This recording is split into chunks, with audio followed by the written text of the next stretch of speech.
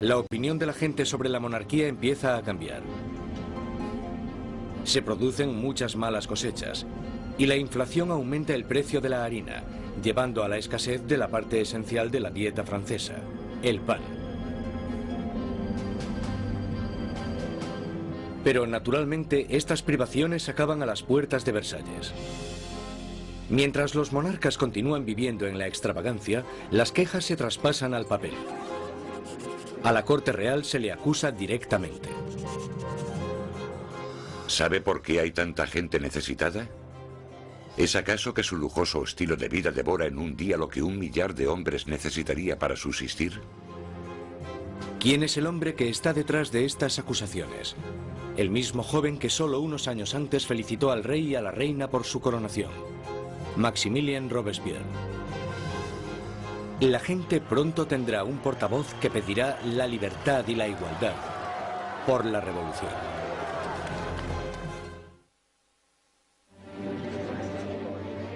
A finales del 1700, Versalles es un oasis de extravagancia, rodeado de una tierra desesperada. Y con un rey inseguro al mando, Francia está trazándose su camino al desastre. Después de 19 años de matrimonio, Luis tenía 4 hijos. Aún así, como rey sigue siendo impotente. En un intento por demostrar su liderazgo, Luis se mete a hacer reformas financieras. Pero su equivocada manera de manejar las finanzas carga a los pobres con muchos impuestos, mientras la nobleza no paga casi nada. Con la economía por los suelos y la gente cada vez más inquieta, parece que incluso Dios está enfadado, golpeando a Francia con el invierno más frío de los últimos 90 años. Si alguna vez hubo intervención divina para empeorar la situación, seguro que fue en el verano de 1788 y la primavera de 1789.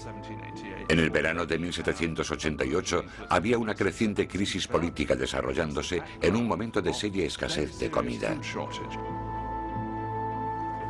En 1788, para los franceses, la harina era la esencia de la vida. El pan, su medida de subsistencia. La mayoría de la gente en Francia comía casi 1 kilo de pan al día. El pan era esencial y su subida de precio la notó todo el mundo. Si el precio se doblaba, tenías problemas. Bajo la mala financiación de Luis XVI, el precio de la harina se disparó. Las escasas provisiones se estaban agotando y el precio de una rebanada de pan pronto igualó al sueldo de un mes. El hambre se convirtió en rabia. Surgen disturbios por toda Francia.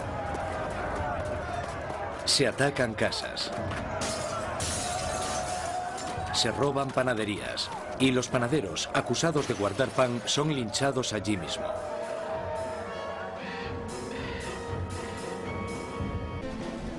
A principios de julio, 30.000 soldados toman posiciones en los alrededores de París.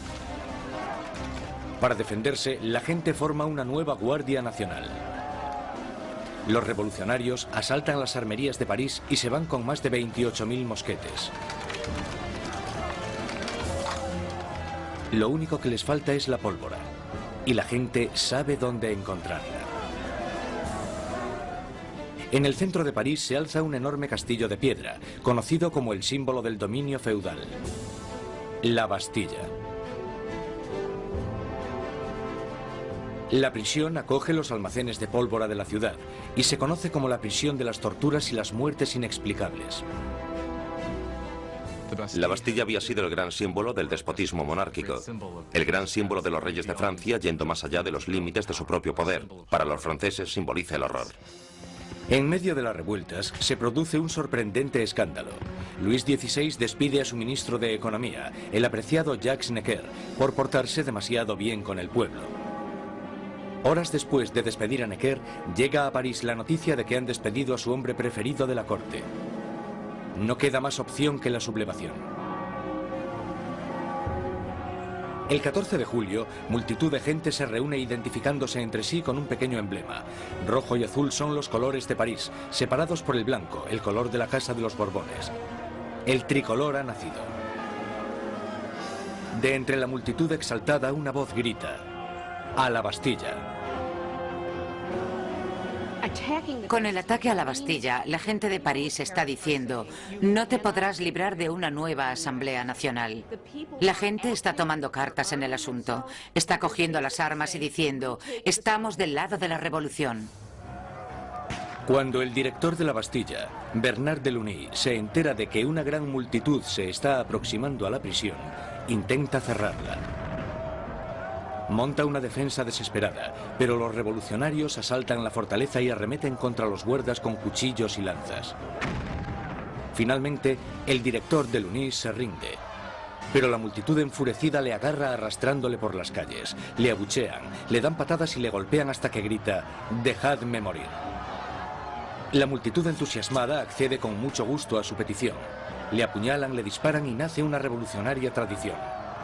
Su cabeza decapitada desfila por las calles clavada en una lanza. Los diputados de la Asamblea Nacional no condenan inmediatamente este acto de violencia. De hecho, lo aceptan. Y fue esta aceptación de la violencia política lo que, bajo el punto de vista de algunas personas, creó una forma de conducta que tendrá consecuencias catastróficas para el desarrollo de la revolución. Con el humo aún levantándose de la Bastilla, Luis XVI vuelve de su viaje de caza. Debajo de la fecha del 14 de julio de 1879 escribe: «Nada», refiriéndose a su desafortunada caza. Un asesor le interrumpe con las noticias de los disturbios y la caída de la Bastilla. Luis XVI le pregunta: ¿es una revuelta? «No, señor», responde. «Es una revolución».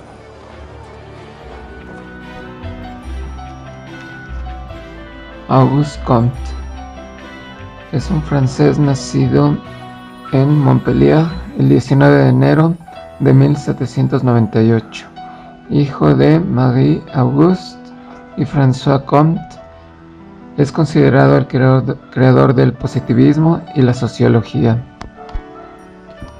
Rompiendo con la tradición católica y monárquica de su familia, Auguste Comte se orientó durante la época de la Restauración hacia el agnosticismo y las ideas revolucionarias. Después de su juventud rebelde, ingresó en 1814 a la Escuela Politécnica de París, en donde contactó con las ciencias exactas y la ingeniería. Se sintió atraído fuertemente, junto con muchos compañeros de escuela, hacia aquella especie de revolución de los técnicos que iba predicando el conde de Saint-Simon, con el cual estuvo trabajando.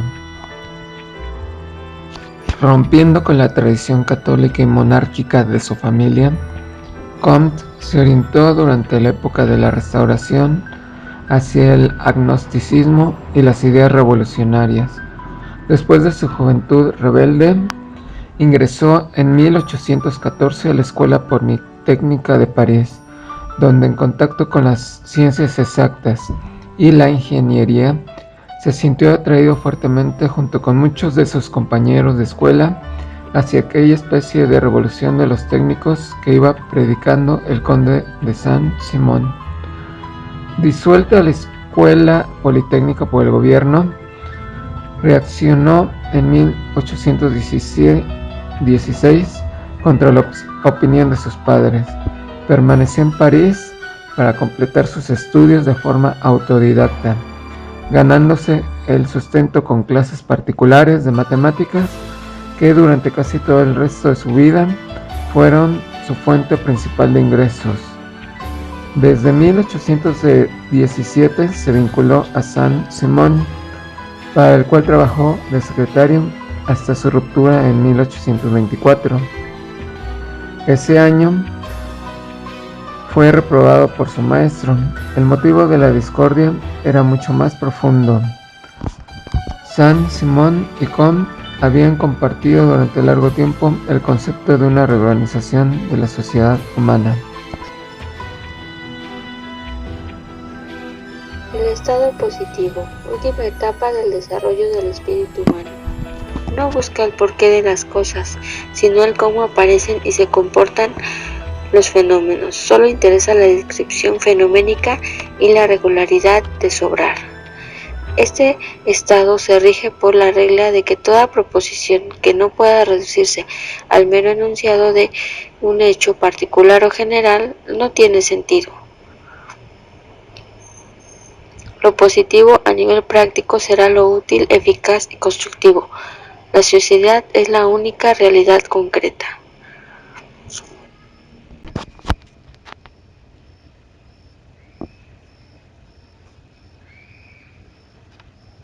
La ley de los tres estados es el principio en el que se basa su doctrina, que explica el desarrollo progresivo y demuestra que todo conocimiento pasa por tres estados diferentes, teóricos y sucesivos.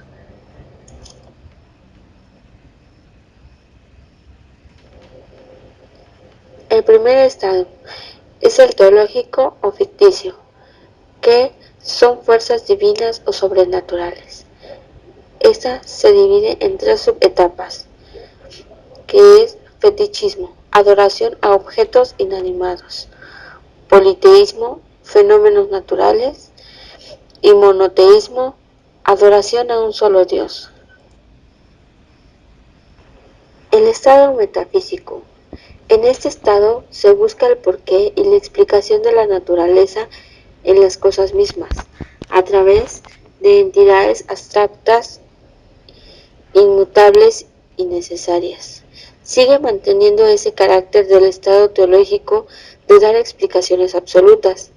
Esto le hace estar más cerca del estado anterior que del positivo.